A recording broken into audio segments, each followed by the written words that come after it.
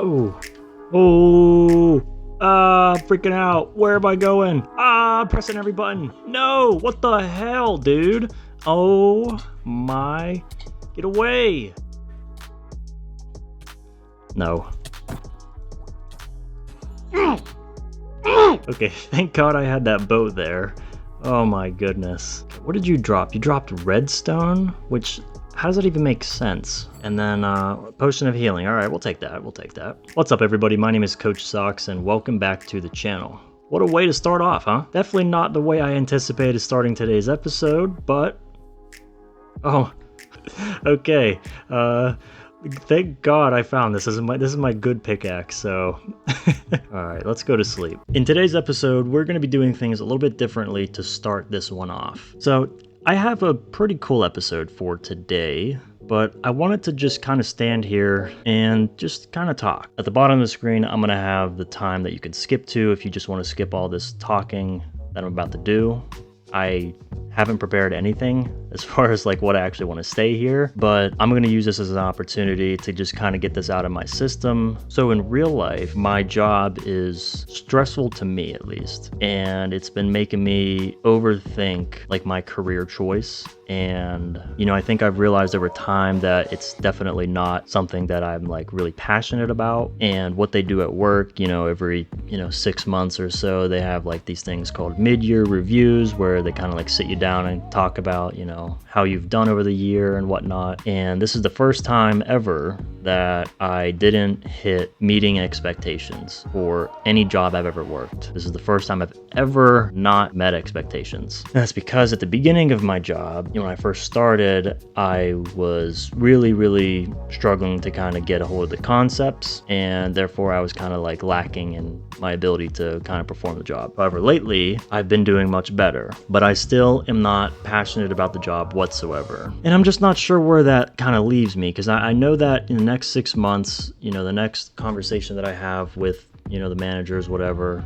that I'm definitely going to meet expectations. It's just, I'm still not going to be into the job. But I put a lot of pressure on myself to just do well in anything that I take part in. And that goes for, even silly things like, making Minecraft videos. I know I'm not the best right now, but I want to get better. Same thing goes for like my real life job. Like I want to be the best I can possibly be at it. And the fact that, in their opinions, in their eyes, I wasn't meeting their expectations, that really bums me out. I'm not trying to throw a pity party for myself here or anything, but I just kind of wanted to break the fourth dimension. But I do put a lot of pressure on myself to get better at whatever I'm doing. And if I'm not doing good at it, and if I know I can't get better at it, then I usually give up on those things. And I'm not saying I'm giving up on my job or YouTube or anything right now. I'm not.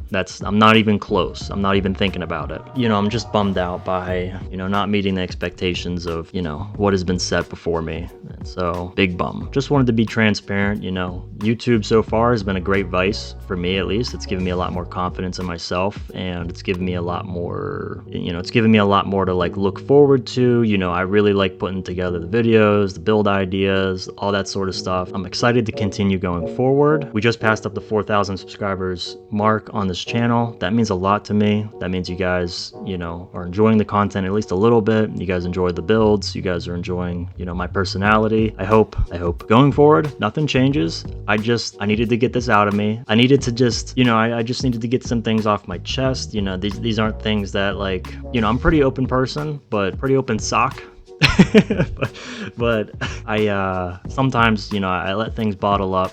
And then I don't even know, I just kind of like burst almost. I don't want to burst.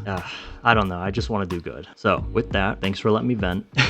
So, I don't know how to just transition to let's just start playing the game. Because that was, a little heavy stuff. I don't want you guys thinking that, there's something majorly wrong with Coach right now. I just needed to talk. I just needed to vent. I just needed to get something.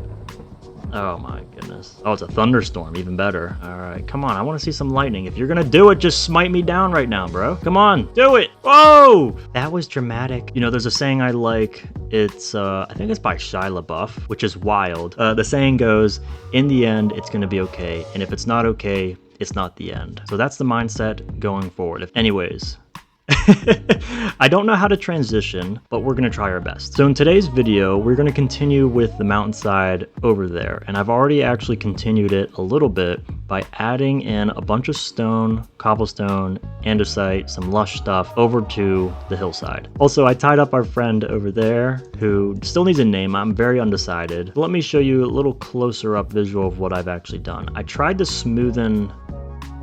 Okay, can you slow down? Okay. This is crazy. This is a wild episode. I tried to transition the moss to the stone. I think I need to add a little bit more green, kind of smoothing it out a little bit, but I think it looks really, really good. I think it came out pretty nice, and I continued where we're going to put our next build at. Flattened out an area, took out a chunk of the mountain.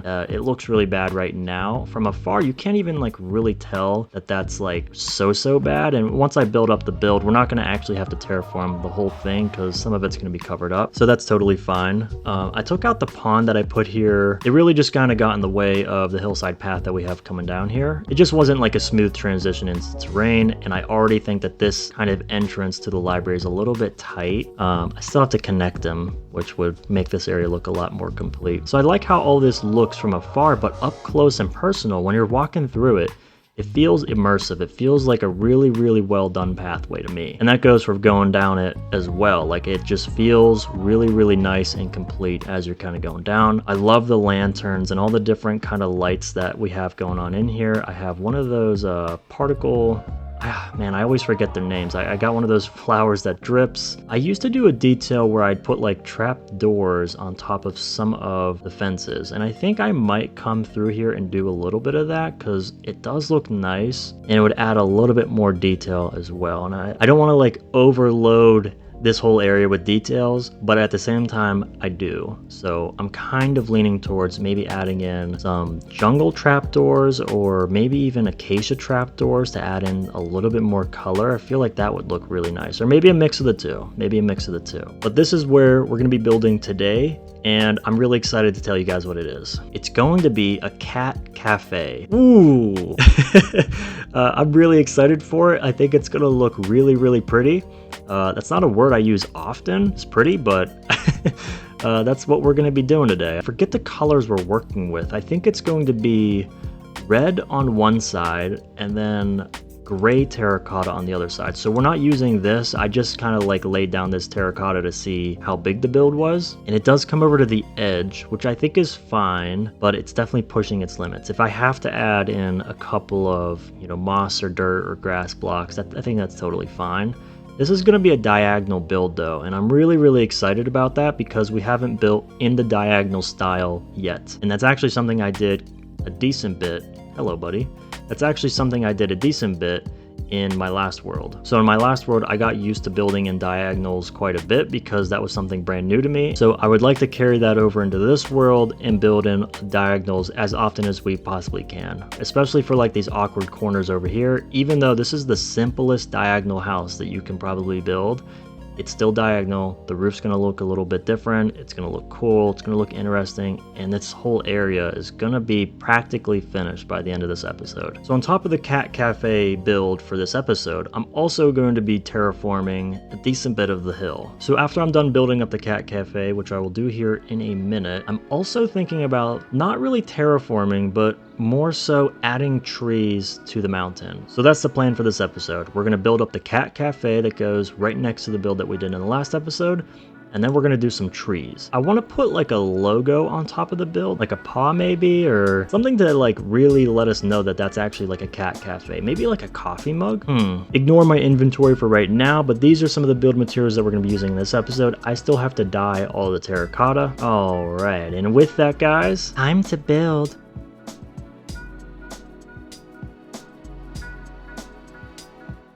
I love it. I think it looks so good, guys. Let's go ahead and talk about the build a little bit. I changed the colors from, I think it was supposed to be red and gray terracotta on the bottom. I went with yellow instead of gray because I didn't realize that gray terracotta is like, you need cyan dye for it. So you need green dye to make gray terracotta. I don't know if I'm having another moment where I'm just being really stupid, but so I didn't want to go through the entire process of making a cactus farm just to put up this build. So I figured instead, maybe that's something I can do in the opposite way. Put up the build first and then do a cactus farm. I think somewhere in this area we're gonna put a cactus farm. The cat head on top of it, I think it looks so good. Not my design though. I found that on the website Planet Minecraft and I couldn't really figure out whose design it was, but if you type in Cat Cafe on that website, it'll pop up right away. It's like the first one up there. So if we get a closer look, I did come through and I put trapdoors on some of the fences, and I went with acacia with the dark oak, and then closer up I included a railing in front of the build. That's the mangrove wood, and I used jungle wood trapdoors on top of that. I thought the combinations looked really good that way. You gotta be kidding me. Every time I want to showcase something, it starts raining. We're gonna go inside anyways. Now I did do a little bit of an interior, and guess who's here? Hello! Look at him, just sitting up there, just like a cat cafe would actually be. You know, there would be cats in here. Now I need more, but he's the one from the village that we keep pulling villagers from, and he was kind of like stuck on the railroad, so it was a perfect opportunity for me to just go snag him and bring him in here. His name is Gloopert. So Gloopert is going to be the manager of the Gloopy Cat Cafe. I just made that up, but the Gloopy Cat Cafe is going to have all of our cats in here. So if we eventually want to have like a breeding facility for cats, that's going to be this area. I know breeding and food don't really So while you're eating, enjoying a nice meal here at the Gloopy Cat Cafe, the cats will breed on top of you while you eat. It's gonna be fantastic. The inspiration for the inside of the build, kind of Chick-fil-A. It's a little far-fetched. Different color scheme for Chick-fil-A for sure, but on each of the tables inside the restaurant, they have like little flowers on every table. That's honestly one of my favorite things about going to Chick-fil-A and eating there, if I decide to eat there, is all the little different flowers on every single table. I just really like that detail. It definitely needs more Glooperts, but you know, we'll figure that out as we go. If I have to like breed up the villagers so that more cats spawn in over there, I think that's how it works. So I think that's the move. But I think right now is a good time for comment of the day. Comment of the day 6. Dude, I've never seen you before, but these videos are so good. You just earned a sub. This is from MaxDoodle806 on episode 12. Thank you for the kind words, Max. Really means a lot. But I'm really loving all the different colors that we're using. Not every build can be this really ugly gray and dark brown. Okay, just I never want to build with that color again. So I'm going to plop a tree right in between these builds right here. I don't know. I wanted to do a spruce tree, right? You can hardly tell that there's a tree right in here. But maybe that's all it needs is like the leaves will carry. I don't know. And then maybe I'll finish off the stone right there.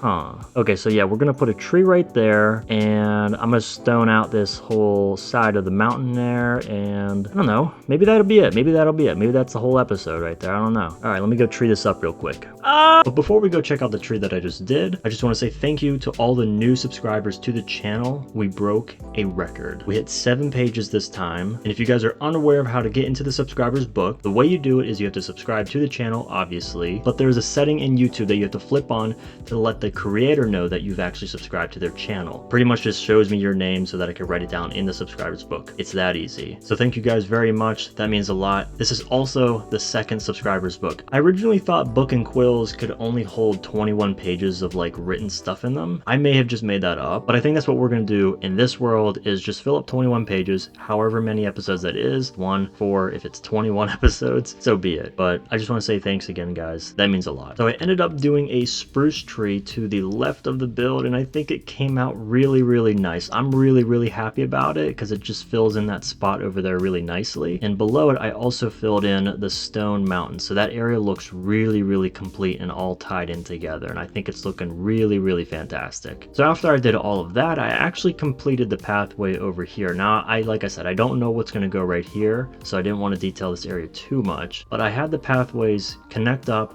I have a little pathway going down the hill here, down to the lush cave area, and it actually connects all the way to the library now. A little bit more detailing in the pathway couldn't hurt, but now everything's kind of connected up and it's feeling a lot more complete. I think that's a good spot to wrap up today's episode, guys. In the next episode, I definitely plan on doing something functional. It's been a while since we've done anything that has any sort of function. It's been a lot of aesthetics lately. So if you're into function more than aesthetics, next week is definitely your episode. But with that, guys, I really appreciate you all for tuning into this week's episode, and I will catch you guys in the next one.